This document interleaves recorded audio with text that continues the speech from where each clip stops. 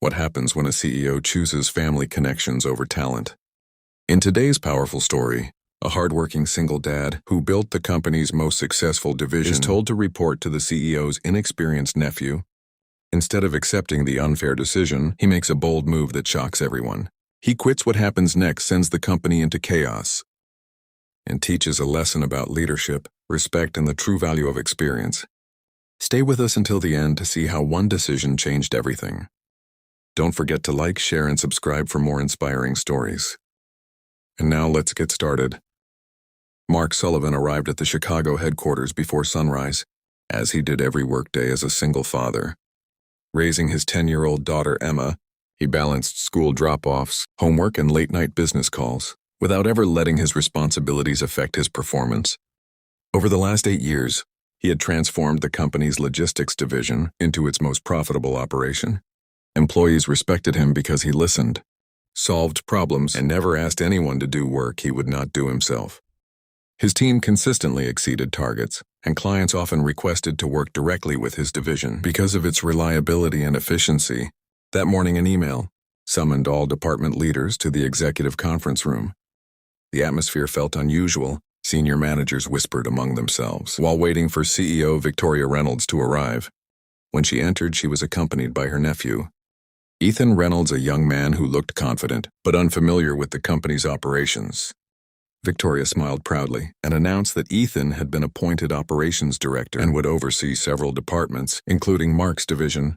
Polite applause filled the room, but Mark noticed the confused looks exchanged by experienced managers.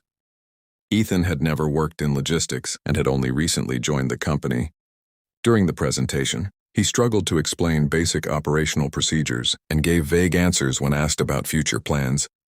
The more he spoke, the more uncomfortable the room became. Then Victoria looked directly at Mark and said, "Your division has performed exceptionally well. From today, you'll report to my nephew and help him learn the business." The statement hung heavily in the air. Mark had spent years earning his position through hard work, sacrifice, and proven results. Now he was expected to answer to someone who had gained authority through family connections rather than experience. After a moment of silence, Mark calmly opened his briefcase, removed a prepared resignation letter, and placed it on the conference table. The room fell completely silent as he stood, thanked his colleagues for the years they had shared, and walked out. Leaving everyone stunned, Mark's departure created an immediate void that no one seemed prepared to fill. At first, CEO Victoria Reynolds believed her nephew would grow into the role. With enough authority and support, Ethan arrived each morning full of confidence, making changes to systems he barely understood. He dismissed procedures that Mark had spent years perfecting, calling them outdated and unnecessary. Several experienced supervisors tried to explain why those systems worked, but Ethan ignored their advice. Instead, he promoted friends into management positions and encouraged quick decisions without proper planning. Within weeks, problems began appearing across the division. Deliveries that had once arrived on schedule were suddenly delayed. Customer complaints increased daily. Long-term clients who had trusted the company for years became frustrated by missed deadlines and poor communication. Employees who had remained loyal to Mark felt their opinions no longer mattered. One by one, some of the division's most talented workers resigned and accepted positions elsewhere. 3 months later, the numbers painted a troubling picture. Revenue had dropped significantly, operating costs were rising, and client retention was at its lowest level in years. During executive meetings, Victoria demanded explanations. Every report pointed to the same issue. The systems that had made the division successful were gone, and the leadership replacing them lacked experience. As losses continued to grow, Victoria finally reviewed years of performance records.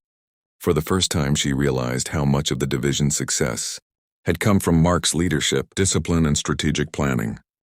Determined to fix her mistake, she called him personally and offered a higher salary, a promotion, and complete control of the division. Mark listened respectfully but declined. He had already joined a competing company where his expertise was valued and his decisions were trusted. Under his leadership, that company quickly became an industry leader. Meanwhile, Victoria's business struggled to recover. From the damage, the lesson was costly but clear. Talent can build success, but favoritism can destroy it faster than anyone expects.